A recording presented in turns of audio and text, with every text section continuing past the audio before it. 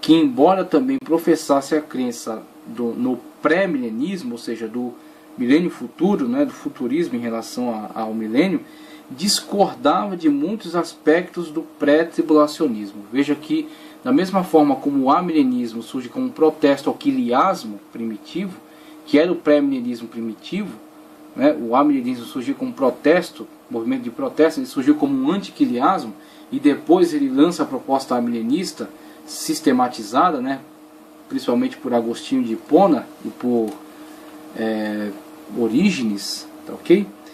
O pós-milenista é também uma proposta de protesto ao pré-milenismo pré-tribulacionista, tá certo? Pré-milenismo pré-tribulacionista dispensacionalista.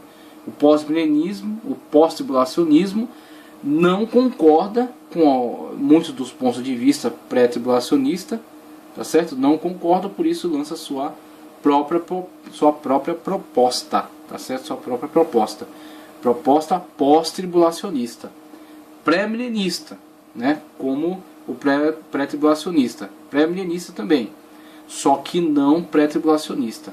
Ele é pré-milenista, mas não é pré-tribulacionista. Ele é pós-tribulacionista e também não é dispensacionalista. Ele é aliancista, tá ok? Ele não dá prioridade ao literalismo.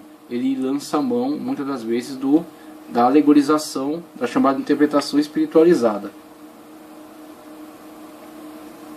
Logo após a Segunda Guerra Mundial, apareceu um movimento que passou a ser conhecido com o nome de o Novo Evangelicalismo, que embora também professasse a crença no pré-milenismo, discordava de muitos aspectos do pré-tribulacionismo, insatisfeitos com o sistema escatológico dispensacionalista fundamentalista, certo? Que está casado com o pré-milenismo pré-tribulacionista.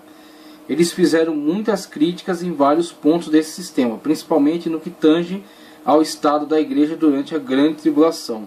George Elade e Edward J. Carnell foram os que desenvolveram com exímia capacidade o esquema pré-milenista pós-tribulacionista.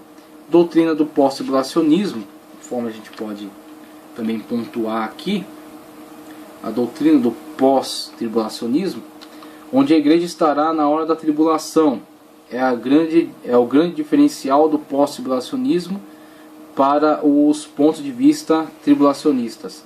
A principal característica do conceito pós-tribulacionista reside no fato em afirmar que a igreja estará presente na terra durante o período da grande tribulação. A ideia é que a igreja será preservada da ira de Deus, mas não da tribulação.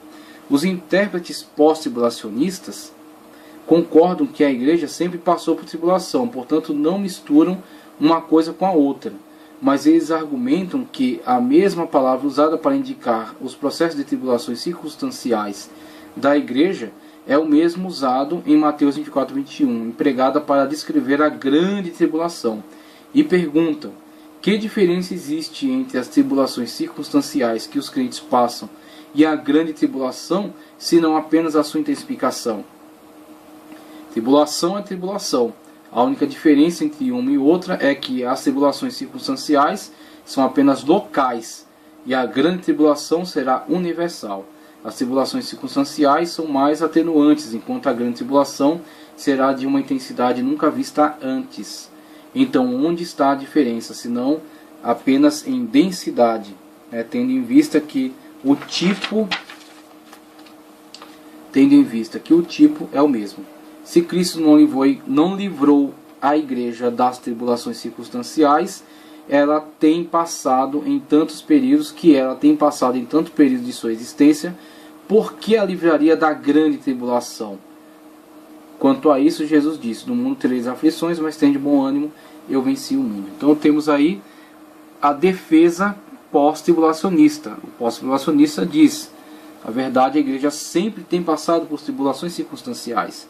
E o que a igreja verá no período da grande tribulação é apenas a sua intensificação. Inclusive, um uso que eles fazem aqui, outro trecho usado pelo pré-tribulacionista para afirmar que a igreja não estará presente na tribulação, é Apocalipse 3,10, que diz o seguinte: como guardaste a palavra da minha paciência, também eu te guardarei, téreo no grego, guardarei téreo, tá certo? Dá, esse dá é ek, certo? É a preposição ek. Te guardarei, tério, da, ek, hora da tribulação que há de vir sobre todo o mundo, para provar os que habitam na terra. A interpretação desse versículo depende muito do significado da preposição ek, que é esse da língua portuguesa, né? No qual os pré-tribulacionistas trabalham dizendo: livrado da tribulação é não vivenciar a tribulação, tá certo? É não passar por ela.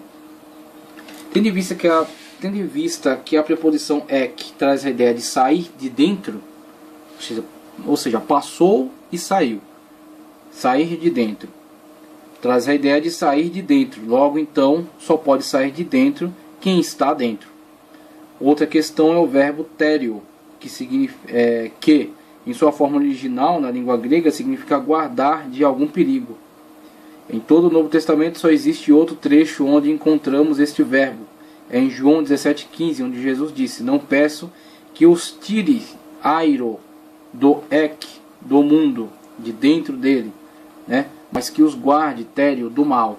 Então existe a oração de Cristo, que é usada pelos pós-tribulacionistas como um exemplo de que Cristo não os livrará da tribulação, não os tirará do mundo, tá certo? Mas os livrará no mundo, os livrará do mal. É uma proposta de interpretação que é colocada, né, dentro do enfoque pós-tribulacionista. Eles buscam se justificar fazendo esse tipo de leitura. A hermenêutica usada aqui pelo pós-tribulacionista vê um paralelo de ideia entre Apocalipse 3,10 e João 17,15. Nesse caso, o pós-tribulacionista pergunta: ora, se a igreja já foi arrebatada antes da tribulação e já está na glória com Cristo, ela precisa ser guardada de quê? Não se guarda quem não está no perigo, mas só quem está envolvido com o perigo. Agora, uma problemática: o pré-tribulacionista, ele fala acerca da igreja que é arrebatada, as 5 virgens prudentes, mas ela não se esquece, a proposta pré-tribulacionista não se esquece de mencionar que na terra ficaram as 5 virgens loucas, que não estavam devidamente prontas para o arrebatamento, não ouviram a voz do esposo, e serão livradas também. Serão livradas o quê? Da ira de Deus. Então há sim uma possibilidade de dialogarmos com essa proposta pós-tribulacionista somente no aspecto onde eles tratam acerca da diferenciação da ira e da tribulação. A igreja que ficar, de fato, será perseguida e verá a intensificação da tribulação.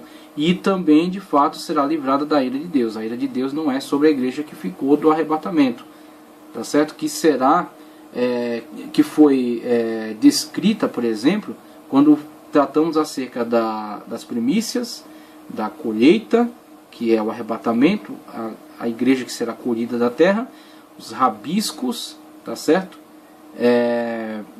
Os rabiscos e as espigas caídas. Os rabiscos e as espigas caídas. Aqueles que amadurecem durante a tribulação, tá certo? E aqueles que ficaram da colheita. Os que ficaram da colheita são a igreja que não subiu. Os rabiscos que desenvolveram são os israelitas que se converterão durante a grande tribulação. Então vemos aí que na verdade existe um diálogo sim, mas nesse sentido. Agora os pós-tribulacionistas argumentam que não há arrebatamento antes da tribulação. Na verdade a igreja num todo passa pela grande tribulação. O encontro da igreja com Cristo, que é a questão do arrebatamento tratada em Tessalonicenses, né, na carta de Tessalonicenses. Os pós-tribulacionistas entendem nesse versículo, 1 Tessalonicenses 4,17, que no final da grande tribulação todos os santos que estiverem mortos até aquele dia ressuscitarão e serão transformados, juntamente com os crentes salvos que estiverem vivos ao serem arrebatados. Irão ao encontro do Senhor Jesus nos ares. Ao encontrar com o Senhor, eles voltarão com o Senhor Jesus para a terra em sua vinda triunfante. O pós-tribulacionista se apega à palavra encontro, que em grego é a pantesis. Além de 1 Tessalonicenses 4,17, a palavra pantesis só aparece em mais 2 trechos do Novo Testamento, em Mateus 25,6 e em Atos 28,15. A primeira referência de Mateus 25,6 é usada no trecho que descreve a parábola das 10 virgens, onde diz: mas à meia-noite ouvi-se a voz ouviu-se um clamor, aí veio o esposo sair ao encontro. O pós-tribulacionista entende que as virgens prudentes saíram ao encontro do noivo com uma atitude de boas-vindas num lugar ausente ao local de onde o casamento seria celebrado. Após isso, voltaram e cortejaram o noivo até o local da cerimônia, onde a cerimônia seria realizada. Então vê-se aí a questão do arrebatamento sendo transferida para após a tribulação, né, conforme a visão pós-tribulacionista. Sendo assim, uma das escolas foi a que abordou essa visão, né? 3 escolas que entendem o arrebatamento como somente alegórico, e uma delas, a quarta, uma das escolas abordando o arrebatamento como uma realidade, mas uma realidade após a tribulação. Tá certo? Então essas são as interpretações pós-tribulacionistas. Acerca da remoção do Espírito, né, tratada lá por Paulo em Corinto, a carta de Paulo aos Coríntios, a vertente pós-tribulacionista, que acha que o detentor é o anticristo, diz o seguinte, como diz o texto, e ele vai descrever aqui, ó, veja só. A vertente pós-tribulacionista, que acha que o detentor é o anticristo, diz o seguinte: a expressão que seja tirado, que saia do meio, pode não estar se referindo àquele que detém, mas tão somente ao anticristo. Nesse caso, o detentor seria o poder de Deus. E a expressão só poderia ser parafraseada do seguinte modo: porque já o ministério da injustiça opera, mas há quem agora o detém, a saber, o poder de Deus, até que ele, o anticristo, seja afastado. Então essa é uma possibilidade de interpretação para esse texto. Combinando os versículos 6 com o 7, Erickson, baseando-se na interpretação de Lade, montou o seguinte esquema. Versículo 6: e agora sabeis o que o detém, poder de Deus. Verso 6: para que ele, o anticristo, seja revelado na ocasião própria. É uma proposta de interpretação também. Pois o ministério da iniquidade já opera. Verso 7: somente há um Deus, que agora o detém. Verso 7: até que ele, o anticristo, seja removido do caminho. Mas o próprio Lade admitiu que sua interpretação não traz luz necessária para explicar a questão. Outra vertente pós-tribulacionista, protagonizada por Gundry, entende que o poder detentor é o Espírito Santo, conforme entendido também pelo pré-tribulacionista. Diz que, embora seja ele retirado, a igreja continua no mundo. Seu primeiro argumento é que sua interpretação já era afirmada por alguns intérpretes da igreja primitiva. Além disso, ele acha que é necessário uma pessoa para deter outra pessoa.